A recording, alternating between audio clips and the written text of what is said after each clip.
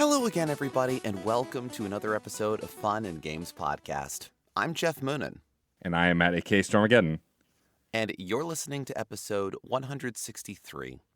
And this episode, we're doing a console retrospective, and we are looking back on Sega's only handheld because, damn it, you get it right the first time. We're not counting the Nomad. I'm seeing that as an extension of the Sega Genesis. Correct. And while the Game Gear, which we're talking about today, could be seen as an extension of the Master System, it had enough going on for itself that it is its own entity and one worth looking at and talking about. And to help us in that retrospective and remembering this battery-munching, lit-up, Technicolor, blurry nonsense that I love so very much, we are joined by a fellow podcaster from the 3DO Experience, Gaming and Collecting Podcast, and Geek Addicts Podcast. Bill, thank you so much for joining us. Hey, thanks for having me, guys. We're so excited to have you, Bill. We've been in the same orbit thanks to folks like Dave Jackson, who's a previous guest of the show. And when we were trying to find literally anyone to talk about this console with, you were like, oh, I mean, I collect and I love the Game Gear. It's like, oh, thank God, somebody. My favorite part about that was like I was at work and all of a sudden my X feed just starts like blowing up because you had posted the call out for this and all of a sudden everyone's like, you should get Bill. And I'm just like, what did I do? It's nice to be known for something, you know? Yeah. I mean, it's not like you cover an esoteric system that people often forget anyway as a major podcast. So, It's not like you have any experience with that whatsoever. Speaking of which, I'm very excited that one of your more recent episodes as of when we're recording for the 3DO Experience was on my favorite Sega Genesis game, which was Balls 3D, which I think no one else knows about besides me. It was a great episode and great to hear about how it ran on other consoles because honestly, I thought it was just on Genesis because I had no idea. I feel bad because we weren't very nice to that game. I mean, it's not a very good game. It's just, when you grow up with something, you look at it with rose-colored glasses, especially even if it's not good. And I mean, I think that's a good transition into the Game Gear, which is a console we all love, but maybe not the best made and best functioning. The Game Gear came out in North America in 1991 in April. Usually we start these episodes about our personal experiences and when we got the console, but I could not tell you when I bought this system. I know I got it, and I know I chose it over the Game Boy because I was like, why would I want something in black and white when I can get a console that is in color? Fool. I eventually got a Game Boy anyway, but That was the sales pitch. It worked. It really did. But my earliest experiences with it that I remember is getting the console and getting Sonic the Hedgehog 2 for it and hating that game because it was so hard. I mostly used it as a portable Sonic machine because in my youth I was obsessed with the Sonic franchise. Not much has changed. I remember having it probably pretty early on in the 90s, even if it wasn't when it came out. Having this giant carrying case that was like the size of a laptop case. It held the Game Gear and 5 games and the charger. I had a ton of go-to games that were mostly Sonic stuff, but before we dive too deep into the games, I remember just taking this thing everywhere and unlike the Game Boy, which you could put in your pocket, this thing I had a whole setup and my parents never quite understood it. They were like, we're going in the car for 30 minutes. Why are you taking all of this stuff? I was like, I don't know. Maybe I want to play a game. You don't know. Looking back, we basically, in carrying Game Gears everywhere, we had to set up like a cosplay photographer. Pretty much. As far as just accessories and pieces in this approximate size of the bag and all the little cards. Yeah. But I do remember playing it a lot and really liking it. I do remember it, it took 6 AA batteries and destroyed them within a couple of hours. Geoff, I'm curious, because I know for a lot of classic consoles, some you got when they came out and others you didn't get too many years later. Is this one of the ones that you had gotten when it came out? Yeah, this is one I grew up with. I didn't get it when it came out. I remember when I got it, and I actually was trying to rack my brain about why, in a way. Because I know that this was one that I apparently asked for and thought about, wait a minute, why did I ask for this one? Why not Game Boy? Why not whatever? And there was another kid in the neighborhood who had a Game Gear, and I played Sonic the Hedgehog 2 on it, and I thought it was so cool, and I wanted a handheld console, and that's what I had to work with, and not a lot of other folks had Game Boys, and Game Gear looked really cool. So for my 8th birthday, I got it. I got a big carrying case, the Power Back battery pack. Oh, right, yeah. Which nearly doubled the thickness of this already thick boy, but gave me 8 hours of uninterrupted game time, and I could plug it into a wall and charge it. And it had a slow charge where you could play the Game Gear while it was charging, or quick, where it would take about an hour or so to fully charge the thing, but you couldn't turn on or play the Game Gear while it happened. And fortunately, and I've now realized this in my collecting life as an adult, it uses the same AC adapter as the Genesis Model 2, so that was pretty handy. I got the power back, I got the carrying case, I got the Game Gear, and I got Sonic the Hedgehog 2 and Mortal Kombat 2. Yeah. And it was a lovely setup. I loved playing that thing, and yeah, I definitely over time upgraded into bigger and crazier carrying cases, and I probably by the end of it had a good handful of games, and that was kind of probably one of the reasons too was a lot of travel that my family did. I grew up in New Jersey, and my mother is from Vermont, and we have a lot of family up there. And so that's anywhere from a 4 to 5 hour drive back and forth to get up there. And when I was a kid, that was usually what we would do over holidays. We'd go up and visit the family up there. And if you're driving at night in Vermont, there's not really street lights. So if I was trying to play Super Mario Land, I'd be screwed. But I had that little lit up screen. I was able to play through all sorts of Sega games in the back seat doing that. And so it actually was a pretty fortunate thing. And I have a lot of fond memories of the only light I've got in the car is that little teeny tiny screen. So the Game Gear, it is something I collect for now, but at the time it was a part of my childhood. And Bill, what about you? Did you have this also? I get the sense we're all around the same-ish age, and so I feel like you grew up with this. I don't want to make you guys feel too old. This console predates my existence by 5 years. Oh my God. Okay. Well, So- Diggity damn. This is fine. Well, the Japanese release anyways. Yeah, so I didn't get into the Game Gear until much later. So I've given the story in the past. I got into collecting around 2009, right around when I started having some disposable income, but not a ton. And I remember I had gotten a Sega Dreamcast. It ended up like kind of starting this kind of collecting bug, which has just never ended. And I was a big into the Sega stuff because I was so young at the time. I completely missed the fact that Sega made consoles for the longest time. true. Yeah. Yeah, they got out of the game when you were in elementary school. Pretty much, like the first console I mean, PS1 technically was the first one, but like the first one I really was conscious for it coming out was like the PS2, so that was like 2000. So like by then, I mean, the Dreamcast was on its deathbed at that point. Yep. So when I discovered Dreamcast later on, I kind of went down this whole rabbit hole of just like, whoa, Sega is actually a lot more interesting than I thought they were. Always interesting. Yeah. Well, I'd known them mostly as the Sonic wasn't doing so great at that point in time company. So, Yeah. and I was a PS2 kid, so I didn't have a GameCube, so I didn't get to play the good Sonic games. I only got to play the questionable ones, I guess you could say. Oh, yeah. So I had got the Dreamcast, and that kind of like lit the fire of retro collecting on me. And I had decided I wanted to go to a flea market that year and start like flea marketing. And the first flea market I went to, I only had like $60 total, which at the time was a surprisingly decent amount for retro collecting. Nowadays, you could get maybe like half a game Yeah, at right. most. Yeah. And I found a booth that had a whole bunch of retro stuff. It was kind of all over the place. A lot of stuff was really at the time, overmarked. But they had a Game Gear like sitting right there on the front of their table, and they wanted like $20 for it. So I ended up making a deal with the guy. I got the Game Gear, and he had all of the Sonic games, like the platformer ones, aside from Triple Trouble and Blast, I want to say. So I kind of made the deal with him. He gave me all of those, plus Donald Duck, Deep Duck Trouble. Mhm. He even threw in a Master System AC adapter, which you had said earlier you can actually use to just plug the thing in the wall. Yeah. I grabbed all that stuff, and then immediately all my funds were gone. So my mom was like, "We just got here and you're already done." And I was like, "Yep, what are you going to do?" And I went home and I played some 2D Sonic for a good half the day. Yeah, I mean, those are some of the strongest titles on the Game Gear for sure.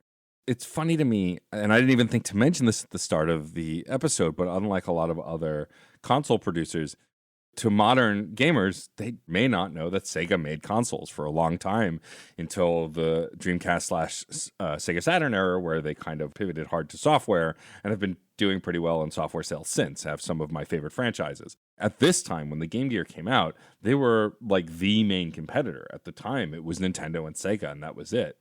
You know, Atari was somewhere in the background trying to compete and not really doing much of anything, because the Lynx comes out after this, I believe, or around this time. The Lynx predates it, but only by a little bit. I believe the Lynx was the first color handheld certainly major one in America. Yeah. But also, we think about how big and chunky the Game Gear was. The Atari Lynx was bigger. Yeah. Much bigger. So this is actually a slimmer profile, and that was part of the sales pitch as well. Like I mentioned before, like I wanted it because it was color, and that was the biggest pitch. Is like it came out after the Game Boy. The Game Boy was this black and white machine, and they're like, well, the one thing we have is color besides all these Sega titles. Let's promote that. And it worked. It really worked. A lot of my friends that I know got it because they're like, well, why, if it's the same size screen as the other one, why would I want one in black and white? Now, of course, we've gone on to talk about the Game Boy and how that was almost irrelevant because the quality of the games were like 10 to 1 better on the Game Boy. But that doesn't mean that the Game Gear didn't have anything good in its library. It did have a ton of really cool things about it.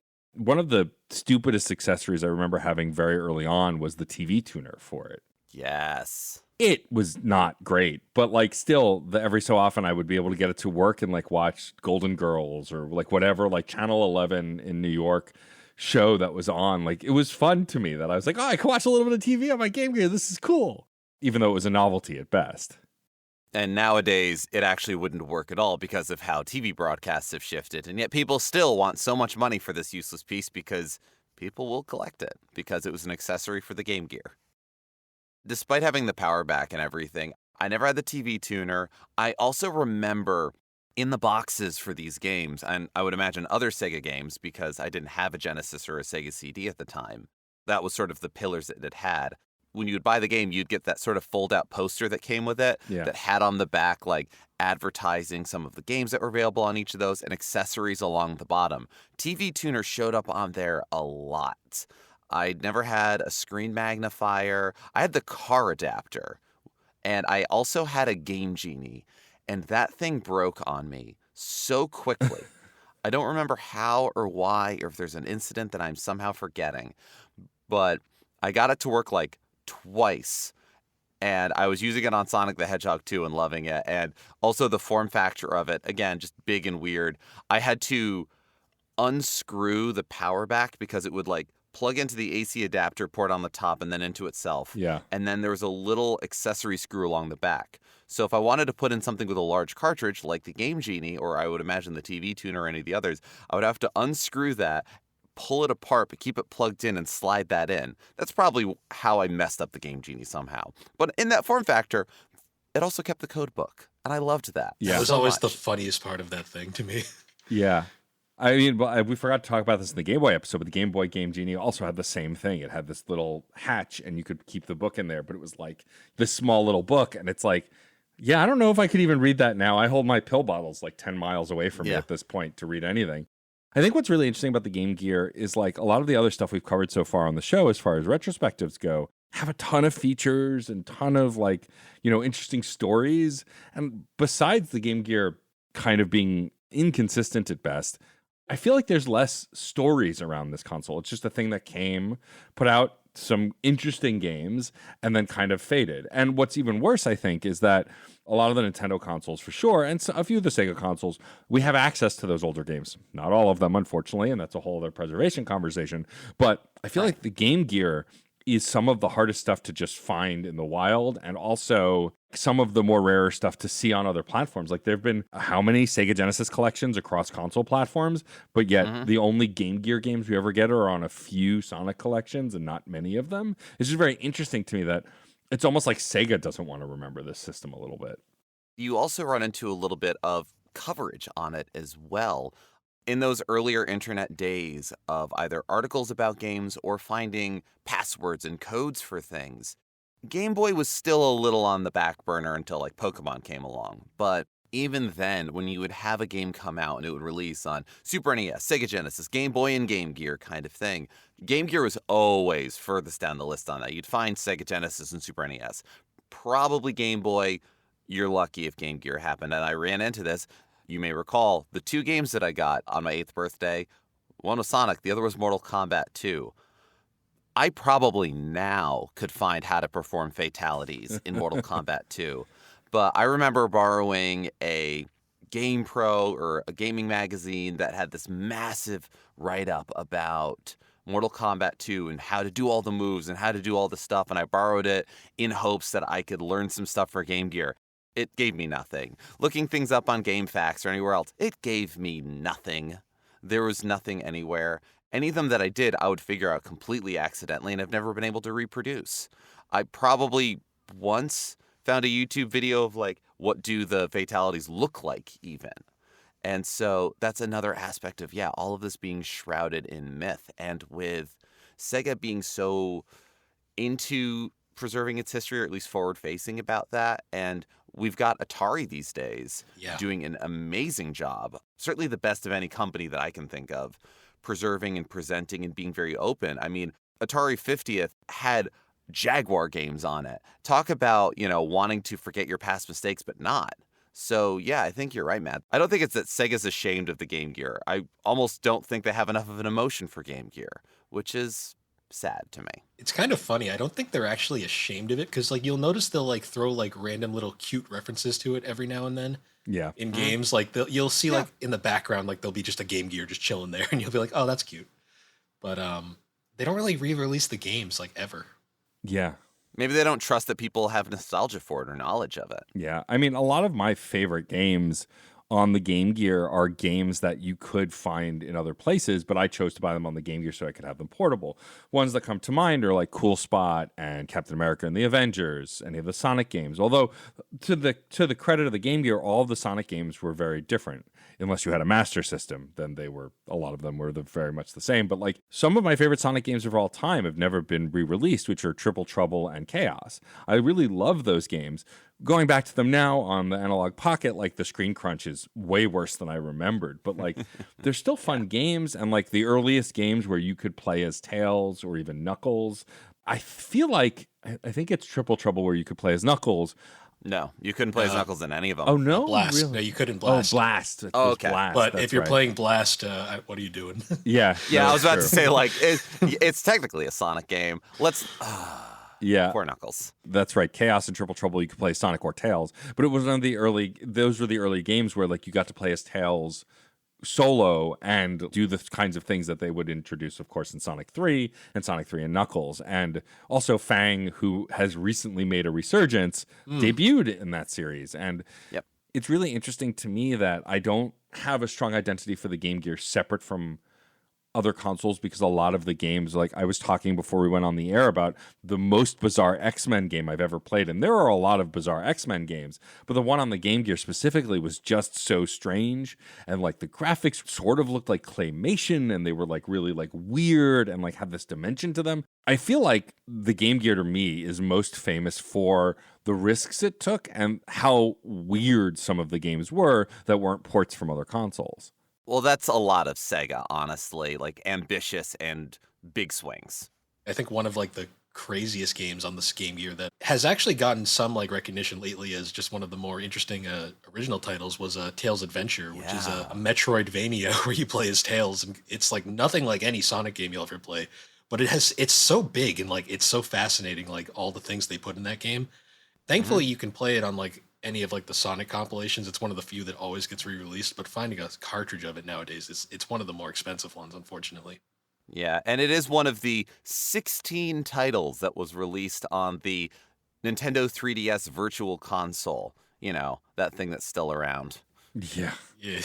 And beyond just the ports and the franchises that, I think about things like Cool Spot and X-Men and stuff, Avengers, like based on existing properties. But then you got some games that were actually only on Nintendo at the time that did make their way to the Game Gear. One of the most famous ones was the Mega Man game on Game Gear, which was, I was a huge Mega Man fan, had a ton of the Nintendo games, but like was sad that because I only had a Game Gear, I couldn't play any of them handheld. In fact, to this day, I've never played the Mega Man handheld games. I've downloaded them for the Analog Pocket, and I do plan to play them because they're supposed to be very good, if not a little different. But like I remember getting Mega Man on the Game Gear, and I was like, this is so cool. I didn't think you could do this. And the sprites were different, and the gameplay was a little different. Like it did pull in from Mega Man's history, and it was based on a Genesis game called Wily Wars, right? Like it was a similar thing. And I never had the Genesis game, but I remember having the Game Gear game and just kind of being shocked. And like there were Robot Masters that I had not played against because I mostly played 2 and 3 and 4. And so there were characters from 5 and 6 on there. Just really interesting to get a few Nintendo franchises that would come over, but not many. I can't remember. Was there a Game Gear Castlevania game? I know there was a Genesis Castlevania game. I don't think There was not a no. There were vampire games. There was Dracula stuff. That's there true. was Vampire Master of Darkness, but there was no true Castlevania. Yeah. And it's just like, I always thought that was interesting too, is that like for me, the biggest stuff was either the multi-platform stuff or these weird esoteric things that came over that, like when I would talk to other people, like, yeah, you've played Mega Man on the Game Gear, right? And they're like, Mega Man was on the Game Gear? The thing that I very much enjoy in all of that is, yes, there were games that did that kind of Nintendo to Game Boy thing where it's the same console experience, but shrunk down. Yeah. Playing things like Dr. Robotnik's Mean Bean Machine. Certainly puzzle games were very much one where, well, we don't need to do much with it. We just need to shrink it down, deal with it. But a lot of titles had to undergo genuine shifts, whether to deal with screen real estate or the power of the system. I'd say about half of the Sonic games on the Game Gear, and certainly the vast majority of the ones that are still easily acquirable if you start collecting for the Game Gear, were Master System games previously. And so you're not necessarily dealing with poor screen real estate in the original design, you're dealing with a less powerful system. For similar reasons why you don't have a ton of fighting games on the NES, you don't have blast processing on the Sega Master System. So Sonic the Hedgehog, Sonic the Hedgehog 2, Sonic Chaos are all slower. They're platformers. There is speed to them, but it is very quick bursts. And that carries through into the design of Sonic games on the Game Gear because they then shrank the screen down. Anyone who's played Sonic the Hedgehog 2 on the Game Gear, when you get to the end of the very first zone and you get to that boss, you begin sweating. It doesn't matter how long it's been, how old you are. That antlion boss is a pain because of the poor resolution. But that carries its own identity when you run into things like some of the Disney games where they were also scaled back, but they were shifted and changed in what they were. I don't think to this day I've played Shinobi on the Sega Genesis. But I've played Shinobi and Shinobi 2 The Silent Fury on Game Gear, the GG Shinobi, dozens of times, so many times, and they are absolutely incredible experiences on their own. And I know that they're actually nothing like the Shinobi games that people know of. And yeah, the X-Men titles as well. If you think of X-Men video games in the classic retro sense, not just actually retro, classic retro, because we need to differentiate these things because, yes, the GameCube and all that is retro at this point. But the X-Men games, you think of like, yeah, Sega Genesis, of course. And the Game Gear ones, all three of them, X-Men, Game Master's Legacy, Mojo World, none of them are based off of the Genesis ones. They're their own thing, whether for animation purposes or anything else. But yeah, they'll share some characters, they'll share a few concepts, but Game Gear wandered off. And that's worth remembering. There was also a full-on Shining Force. Well, there was actually a couple, but only one of them. Yeah, there was. Only one made it to America, unfortunately. Yeah, the sort of Haya. Yes. And it's a full-on game, like full text and everything, like same fun gameplay, just 8-bit. And it's honestly kind of cool that they would manage to fit a full-on RPG on the thing, too. Yeah, there's a couple of them. There was Dragon Crystal as well. Honestly, the Game Gear would have been better suited for more RPGs because of the way that the screen was. You do anything fast-paced or anything else, you do get smearing, you do get blurring of like fast scrolling. So if you have something with static images, why not utilize those full colors? Why not utilize the bright screen? But this was who wants RPGs at this point? This was the early 90s. These were the days when Squaresoft felt they needed to partner with Nintendo to get any recognition and push RPGs into America. Weird to think about looking back if you lived during that time, but yeah, it is remarkable that there are any on the Game Gear, and it's remarkable that there weren't more, because I feel if people wanted to homebrew RPGs for older systems, I would love to see Game Gear ones. There's a Lunar game as well. Really? That one I didn't know. It's Japan only, unfortunately, but there was a Lunar game that later got ported to Saturn. Very cool. It's funny, Geoff, you mentioned something also that reminds me, like, it's very common now for console, like handheld consoles to be more powerful versions of home consoles. I think about the DS and the 3DS and how they were running N64/GameCube games and of a quality, if not a little down res, but was able to do that. And like, or even how the Game Boy Advanced, you got full on Nintendo games on the Game Boy Advance. Think of the NES re-release series. But the Game Gear was doing that so much earlier because the Game Gear was so close in power to the Master System. And that Sonic 1 and 2 especially are literally just Master System games that are on the Game Gear. And that wasn't a thing that was commonplace back then, but they were able to do it because of that correlation that now is just kind of rampant and commonplace. If you have a handheld system that is less powerful than your home console, but can run that stuff. And of course, the Switch has blurred those lines completely. But it's really fascinating that they did pull a bunch of Master System games and go, okay, well, we can re-release this on the Game Gear because it's similar in power and in screen size. Yeah, and it was on the hardware level, not the software, which we're dealing with nowadays as far as when systems re-release that. And it is funny that, like, Bill, you had the Master Gear converter for the Game Gear that allowed you to put Master System cartridges. The Sega Genesis had its own power-based converter for the Master System games as well. Sega in general and their consoles had this weird sequential Voltron thing going on of it wasn't full-on backwards compatibility, but it was, and it was built on and working with the previous technology in a way. Yeah, the Game Gear was actually smaller screen but more powerful Master System was essentially the way to look at it. You're right. Sega was doing it first. Sega did what Nintendo wasn't ready to do yet. It's kind of funny. You can tell that the Game Gear was actually slightly more powerful than the Master System. If you look at the Sonic games, all but one of them are basically ports from Master System titles. The one that isn't is Triple Trouble. Yeah, and that when thing's you play Triple nice. Trouble, it is so colorful compared to the rest. Like the other ones are kind of muted and washed out looking at times. Not in a bad way, just in a technological way. Yeah. You play Triple Trouble though, and it's like, whoa, look at all those colors. Yeah, exactly. Yeah, it's really a very interesting little system. And like, it seems like not as many folks remember this console. And I think it's due to the lack of like controversy. Like so many other consoles, both big and small, like we remember the PSP and the PS Vita because of kind of how catastrophically they made some choices, like the UMD stuff or what did and didn't work wasn't compatible. Whereas the Game Gear kind of just came out, was meant to be a Game Boy competitor. I think was competitive, but definitely the Game Boy obviously outsold it. Yeah, it was a successful system in most definitions of the word. Yeah, and that's like a thing that we forget about Sega is like the Master System, the Game Gear, and the Sega Genesis were all successful systems.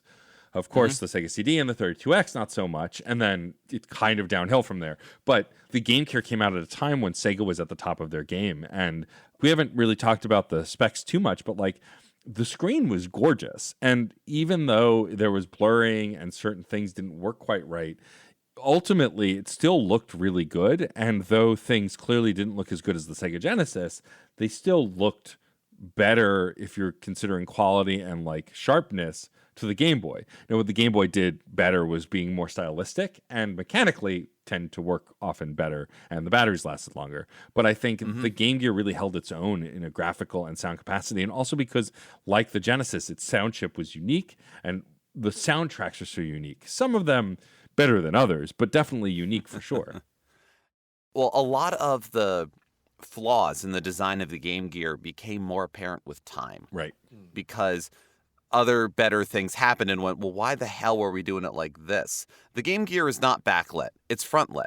The Game Boy Advance SP does that. Why am I calling it out here? Because the Game Gear frontlit its screen with a little teeny tiny fluorescent tube. It wasn't LED lights. It was a little effing fluorescent tube, which was probably one of the big power drains on all of those batteries. There probably could have been a better way at the time. I'm not sure. I'm not part of the design team.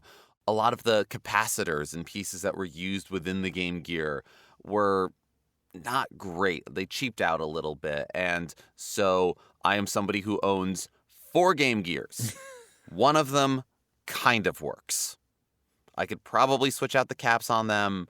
I also have an analog pocket with the Game Gear adapter, so I'm not in a rush to do so, but part of me wants at least one of them to have a nice life. It's kind of funny, like, you mentioned the PSP earlier. I actually like to compare the PSP and the Game Gear in a lot of ways, because both of them weren't really failures by any means. They just get horribly overshadowed by the console they were competing against. Yes. In the Game Gear's case, the Game Boy, which everyone knows revolutionized the handheld market, And then in the PSP's case, the DS, the second best-selling video game console of all time. Yeah. So, Yeah. yeah. Did you know the PSP sold more than the 3DS? I didn't know that. That is one of those weird facts I discovered one day that I'm like, there's no way. And then you read and you're like, holy cow, it did. Yeah. It was a successful system. Yeah. Not without its controversy and all of those times where Academy Awards, Tony Awards, things like that, many wonderful Broadway shows had the misfortune of debuting the same year as Hamilton. Yeah. Yes. Oops. Kind of thing. Yeah, totally. I mean, I think also what's interesting, like the 3DS, I think is its success, while it was a good system, was the install base. The fact that you could still play DS games on it, I think was bigger than the PSP, which was used a very specific kind of disc. And then its successor didn't use that kind of disc. It's a shame we never got a follow-up to the Game Gear, because I feel like if we did, they would have gotten a lot more things right. Sega did seem to learn some lessons from it. I mean, unfortunately, it's hard to tell when you look at the Dreamcast or the Saturn, which, again, aren't bad consoles by their existence. It's, again, their competition and just their timing, I think, more than anything. The Saturn was beset with a lot of last minute and a lot of poor choices, as well as rivalry amongst different offices, which is what the 32X degraded and eroded the install base for the Saturn.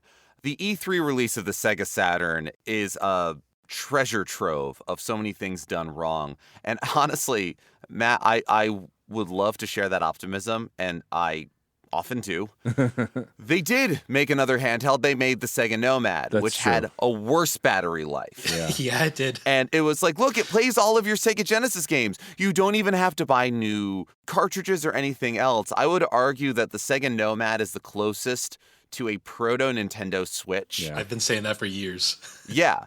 I mean, actually, the Wii U the gamepad is the proto-Switch. But in terms of parallel choices, the Sega Nomad is the closest we've got. There's a lot of mistakes made, and they were clearly like, what did you learn from the Game Gear? You learned something, but please tell me what you learned. Essay form, 5-paragraph essay. Tell me what you learned from the Game Gear.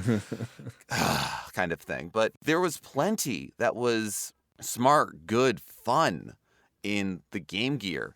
I wouldn't have the nostalgia I do for it if there wasn't. Yeah.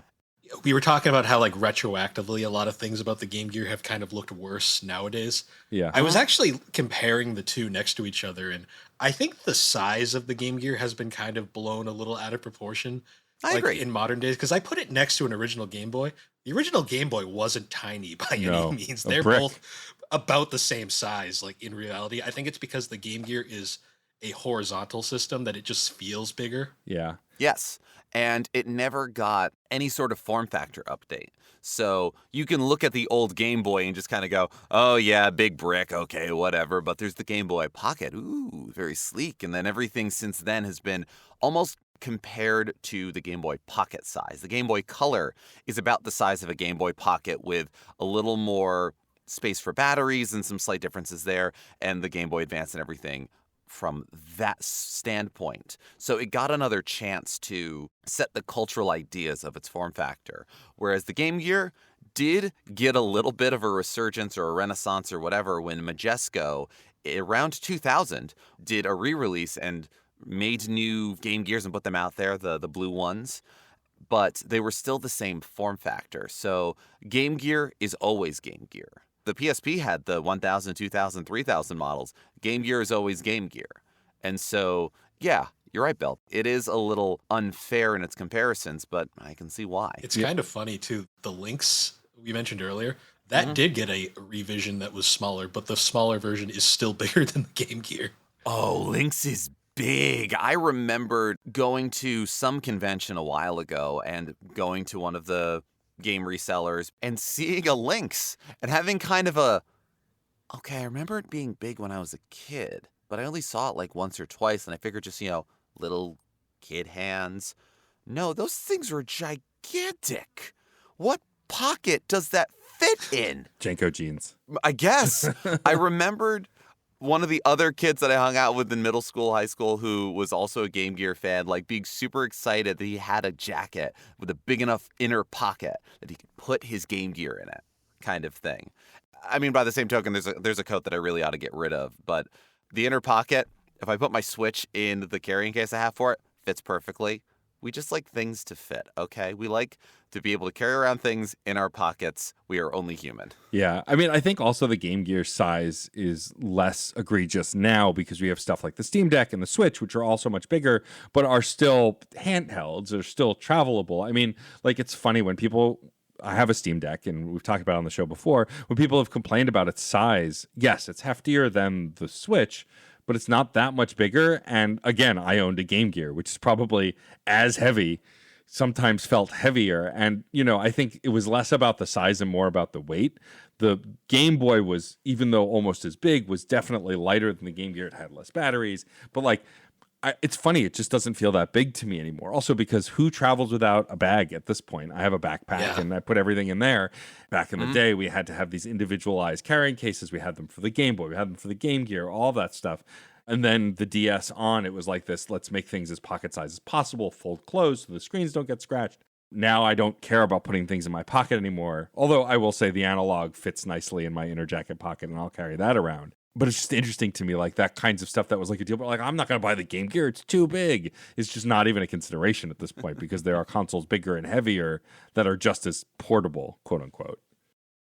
We've talked about a couple of different small game series, and the Game Gear definitely shared something with the Sega Genesis in terms of, well, quality's everywhere, but you can always trust the Sonic games and the Disney games and whatever else. Were there games that for either of you, whether growing up or collecting for it, that were objectively terrible games? Looking back, they just were god-awful, but you played them, either because it's what you had, or you didn't know any better, or just some reason or another, because, you really did want to play the Surf Ninjas game because Surf Ninjas had Game Gear in it. Why wouldn't you? Kind of thing.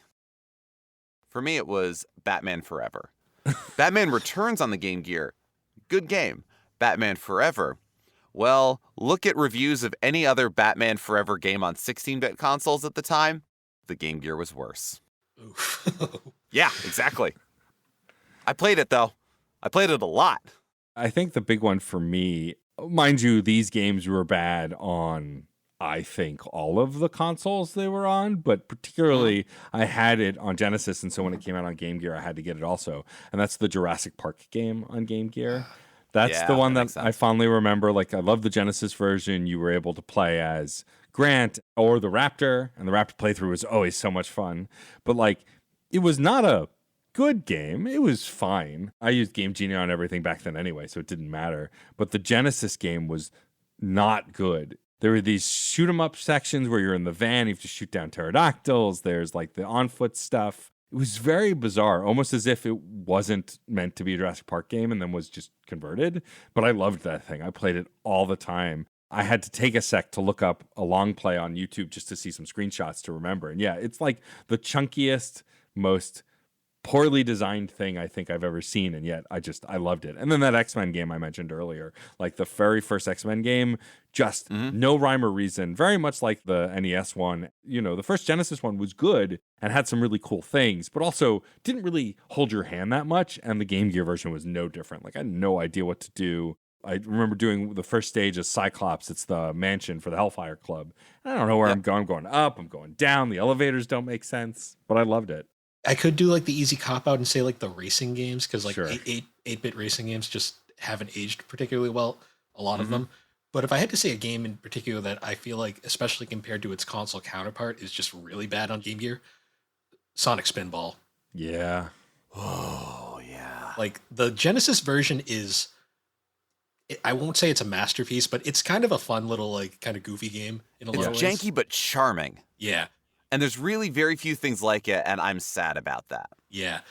The Game Gear version, on the other hand, though, I can't get past the first screen half the time. It is so Pure jank. bad. Pure jank. Yeah, not made well. I mean, a lot of the Sonic titles were rough. I remember, though, like, grew up playing Mario Kart, loved it on the SNES. And then when I saw there was a sequel to a Sonic racing game on the Game Gear, Sonic Drift 2, I didn't even know there was a 1. I've got to get it. Oh my God, it was so bad, but it let me race his Knuckles, I believe, in that one. Amy was in that one too. Like, it had such a cool cast. I was like, yeah, okay, whatever. I'll play this bad racing game. And I don't know that I ever even beat any of it, but like, I played it because it was available. But I feel like you're right, especially about the racing games, Bill. Like, 8-bit racing games as a whole were not great, although I still will fight for RC Pro-Am on the NES. Love that. See, that did it the good way though, using the isometric view. Yeah. Like the behind the back, like that weird thing that drifted. Yeah. That just did not age well at No, all. not at all. I think the only racer from that era that really held up was maybe like Outrun or something. Yeah. Right. Yeah. But, well, I mean, also, that was more of a 16-bit kind of thing. Totally. True. But yeah, I mean, I feel like the Game Gear, that's what it was known for, right? If you had one or if you collect for it, like it's not the quality of the games or even how good they are. They were these unique time capsules of, we have to make a handheld version of this. Let's see if we can do it. Like the balls to try and put Mortal Kombat 2 on the Game Boy, I believe. Incomprehensible mess.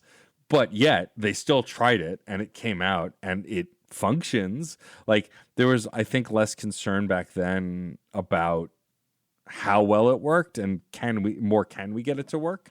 Now, of course, I haven't looked behind a ton of these studios, but I feel like some of the ones that really are most memorable to me are not the ones that were good, but actually the ones that were bad, because they were bad in unique and bizarre ways, both design-wise and graphically. One of the fun parts of going back and collecting for the Game Gear is seeing some of the big wild ideas that maybe weren't but are, and trying to find some of the exclusive games one way or another. One that I picked up a little while ago that I am delighted that is now in my collection is a game called Devilish that I never saw. I never saw anything about it. I don't recall reading it in the scant few Sega Visions magazines that I had or anything like that. And the cover for it, certainly just finding the cartridge in the wild, is a black background and the word Devilish in red. And from all of that, what kind of game do you think that is, Matt? So I did look up the cover. Like, it gives me Pinball Quest vibes a little bit. Yeah, it's a ball game. It is a progressive Arkanoid game. Oh my God, that's okay. I didn't even think it was that. That's funny. You're fighting demons, and it is a story of star-crossed lovers, and you're saving a princess and everything else. And yeah, it is like a moving through. You're defeating demons and breaking bricks and moving through an area. The cool thing about it is it was, and I wanted to double check this, and I'm double checking it now. All of our information is pulled from Wikipedia, citing our sources. It was exclusively a Game Gear game, but it got a sequel on the Mega Drive. And I say Mega Drive because it was never released in America. And it's usually like the other way around. Right. But this was an example of a game that did that. And was it a great Game Gear game? I've had fun with it in my time playing it, but I don't know if I'd have loved it when it was out at the time. But it's certainly very unique. You know what my favorite part about collecting for Game Gear is these days? You'll go to a retro game store. You know how like they'll have like all the games around the store, and then like the rare ones are either behind the shelf or like in the glass case.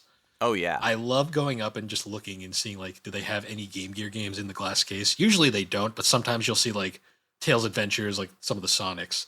And then I'll be curious, I'll just ask, I'll be like, so do you guys have any Game Gear games? And he'll just point to the back of the room and there'll just be a bucket. It's filled with them. Filled to the brim. And you're just kind of like, all right, time to sift through and see what we got. Have it.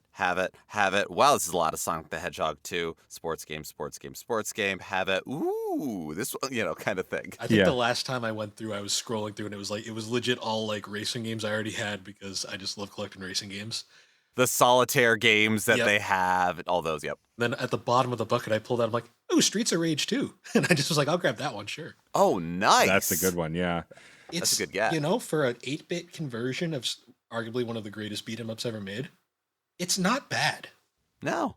If you are doing a watered-down adaptation of something incredible, you're still making something good. Yeah. I mean, my introduction to the Samurai Showdown fighting game series, probably one of my favorites, is through Game Gear, where Mortal Kombat 2 had half the roster on Game Gear that it did on any other console. You had 8 fighters.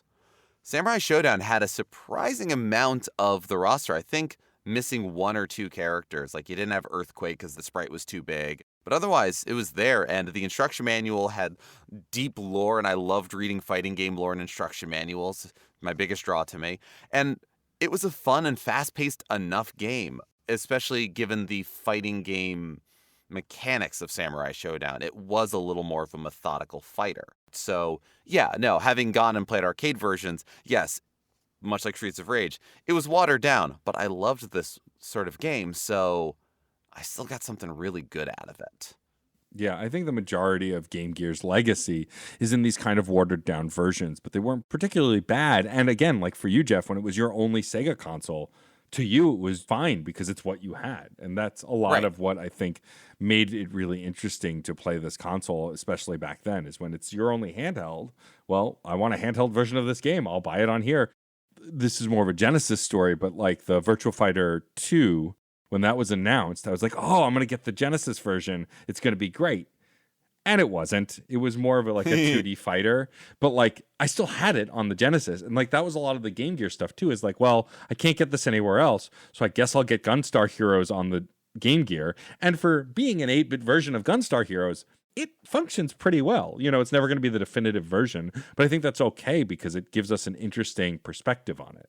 I think Road Rash made a pretty good conversion on Game Gear as well. Yeah. Worldwide, I think there was 366 games released for the Game Gear, so it's not like collecting for the 32X where it's 40 games, but you can cover a lot of ground in looking and trying to find things, and whether through emulation or, yeah, you go to most game stores and they'll have a handful or a bucket or something, or they're just mixed in with the other shovelware Game Boy games.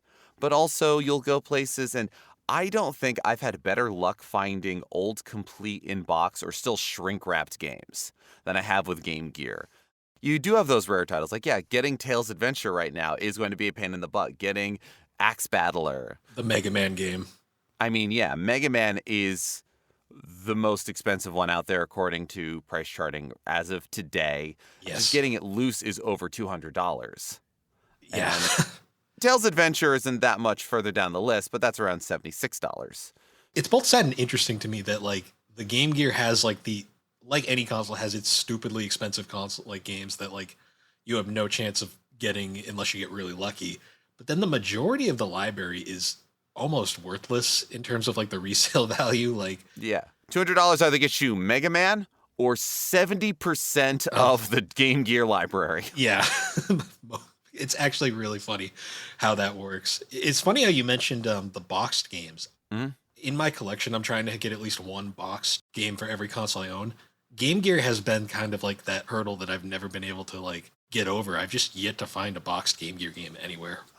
Wow. I'll usually find like one or two, not every single shop, but they're around. And if you're not picky about the game, you can usually get pretty lucky.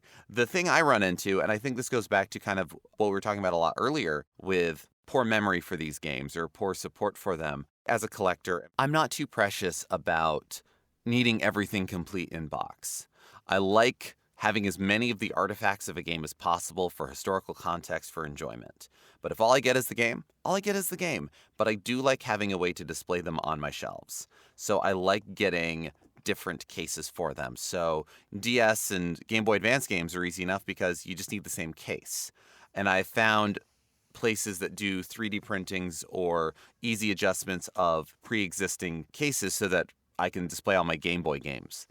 Getting a good Game Gear for your shelf case, like a clamshell or anything of that nature, is a little pricier, is a little odder, and you have fewer options for it. Game Gear cartridges are pretty decently hardy, and I do really like the travel cases that they come with. Actually, I like them better than the Game Boy ones that could just be nostalgia. But that is another, it's no big revelation, but it is another one of those points of the little edges of when you are, whether you are a retro collector, a historian of games, or you just want to collect for these things or preserve what you have. You run into fewer options, you run into poorer options or whatever. That really showcases where the Game Gear sits historically. The thing about the Game Gear and the Genesis specifically is I think they had some of the best out-of-box cases, especially the early days plastic ones, whereas Oh, yeah. Nintendo always had the paper boxes. Genesis for a long time did the plastic cases. Later in the years, the Genesis started doing the paper boxes as well because they were cheaper. But like in the early days, like you had these hardy cases that looked really great and displayed really well. Our show art currently matches this Genesis and Game Gear style with the purple and red bars. Now, game boxes are still decent, but I feel like between losing the instruction manuals, a lot of them just kind of having very bare bones artwork, it's not the priority because digital has become more of a massive market. And I miss those heydays of like the good, hardy game cases that you would use to display your games in a way where it's just kind of like they're there. I think every generation less thought goes into them. You know, the Switch, because the cartridges have changed size or gone from disc to cartridge and back to disc or whatever, they've had to kind of shake it up. But I mean, PlayStation's pretty much had the same thing since PS3. PS3, PS4, and PS5 are like a slow evolution of game cases. I feel like there's a larger episode here somewhere, but like I did love the way the Game Gear often came in these like hardy plastic cases with really big art on it that you could use to collect. And it's sad to say I don't have my Game Gear anymore. I don't have any of my Game Gear games. Most of my research prep I did for this episode was on the Analog Pocket, which is one of the many reasons I have it, is to play those games. But I miss that stuff. And like, I feel like the Game Gear would probably be cheaper to collect for, at least the console and like some of the more popular games. It's getting into the nitty gritty like anything else where those prices shoot up. As well as the thing of, I feel I can usually rely on the games I find. I don't think I can rely on the Game Gear consoles, the systems themselves that I find. Those devices, as mentioned before, have a lot of points of failure, and I feel like they fail before the carts do. If there's an easy way out there to fix them up, well, let's get that going, because it's good to preserve. And it's good to look at the good and the janky and the weird and the wild. And actually, very recently, as of when we recorded this, on Retronauts, Stuart Gipp had just finished up writing a full Game Gear directory, alphabetically through, I think, all the North American titles. And just recently, as in like within the last week, put out kind of a, in their opinion, best of in each genre. Give everything a quick write-up and a little 1 through 5 star rating. But that might well be the largest write-up that some of these games have gotten in recent memory, possibly ever, as far as mainstream-ish or accessible games media in North America. Yeah, it's really good to see some of that stuff. G, who has been on this show before, is a big Genesis and Game Gear fan, and often on his channel on YouTube does a ton of coverage, has done esoteric Genesis and other games for SideQuest. And like, there are folks who really love this system, and I regret not going back to it as much as I feel like I should have, because like the Game Boy of its time, I think feels very unique to the way they had to squish these games down to fit on this thing. Whereas more and more these days, especially with consoles like the Switch, it's ports and maybe 30 frames per second versus 60. But the basics of the look, The Witcher 3, does it run well on the Switch? Absolutely not. But does it functionally play the same? And is it the same game? In its bones, it is. It's the same combat. They didn't have to make a new game for it. They took the game they had and ported it, but they could keep the framework. This is the last era, now that we've covered the Game Boy previously, of like handheld versions of games. You know, we get some of that still as we go, but by the time we get to the PSP, which is the next big like competitive handheld to the DS and the 3DS, they're their own games, but like the Uncharted game on the PSP functions like an Uncharted game. It's not the same kind of like, how do we fit this square peg in a round hole thing that we got. The only thing I could think of with that were the X-Men Legends and Marvel Ultimate Alliance games. Right, which also were often different on the handheld version. But like, we still get some of that in the DS and 3DS era for a little while, but like the Game Gear and the Game Boy were really the ones like, how do we take this top tier 16 or 32-bit game and cut out all the bits? And it's just fascinating to see that conversion in a way that we just won't see with modern hardware. All of this being said and saying good and bad and everything else, outside of games that we've mentioned so far, outside of Sonic games, do any of you have a favorite Game Gear game? God, removing the Sonic games from the conversation. I mean, Exactly. I know. RSTLNE, name some consonants in a vowel. Come on. Yeah, I will mention it again briefly that Sonic Chaos and Sonic Triple Trouble are still to this day some of my favorite Sonic games because, like you said, Geoff, they focus on the platforming. They're less about the speed. And like Sonic is not known for being a platformer now, but anytime anyone goes in like a public podcast or YouTube video or whatever, Sonic's not a platformer, I go, you didn't play the Game Gear games. Because that's all they were. And so, like, I do want to hammer that home that if you really want to see Sonic's legacy as a platformer, and it's done pretty well considering the constraints, those two games are some of the best. We didn't really talk about it. I mentioned it by name, but Cool Spot was a series of games that shouldn't have been as good as they were. So for those who don't know, the 7-Up used to, before Orlando Jones and before any other like 7-Up Yours campaigns, their advertising was like for most ways to get children to drink soda with cartoons. And they used the 7-Up like spot, the red spot, had sunglasses, arms, legs, and like had an attitude. It was essentially a Sonic type, an Attitude Era type mascot. I think he got 2 games, but like the first game, Cool Spot, was literally on everything. Super Nintendo, Genesis, Game Gear, Game Boy. I loved it. It was this platformer where you shot these little white balls. They essentially, I think, were like little sprite bubbles. Your adventure took you through like the underside of a beach cabin where you were fighting hermit crabs. Like you were always fighting these little animals, rats, whatever. It was a really goofy, silly game. But for some reason, it was really special to me. And the handheld version, I think, was extra special because it was the closest one-to-one of a lot of other ports. And I loved that stupid little spot. It was a fun little game that I remember spending a lot of time with. I could think of a few interesting ones. We didn't mention some of the puzzlers on there, but Columns, to me, playing it nowadays, has held up a lot better than I thought it would have. Like, it's not quite as addictive as, say, like a Tetris, but that game to me is like one of my favorite time killers because like I can sit down and just play Columns and I'll like 2 hours will go by and I'll be like, I'm not even close to being like my round being ended at this point. Incredible. I spent a lot of time as a kid playing through the Disney games, and I loved Lion King, I loved Jungle Book, but I think Aladdin was probably the one I played the most.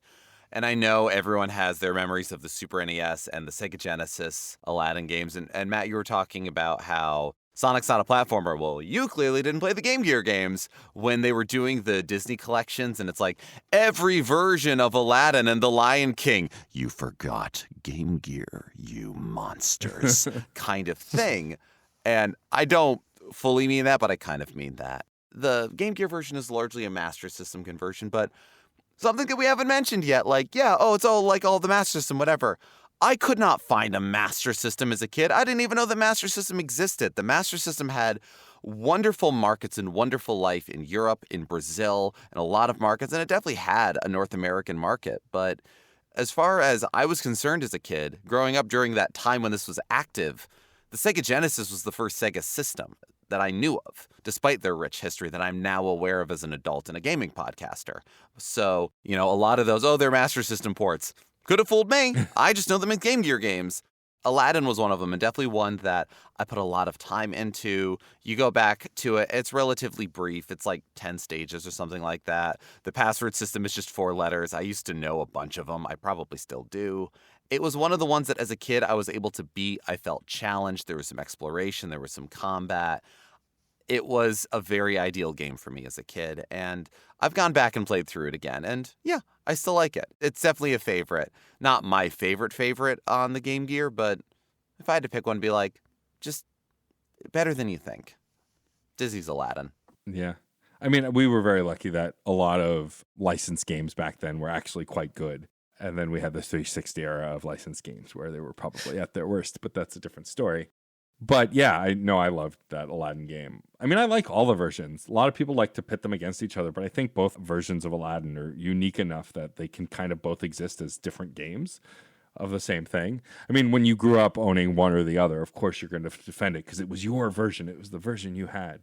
Of course. And that's a lot of what the Game Gear did. I mean, I think the fact that I'm so protective of the Game Gear is because I had it growing up and I chose it over the Game Boy. And even though I eventually got a Game Boy, like it was my system. It was the color one that like had these quirky games and it was mine.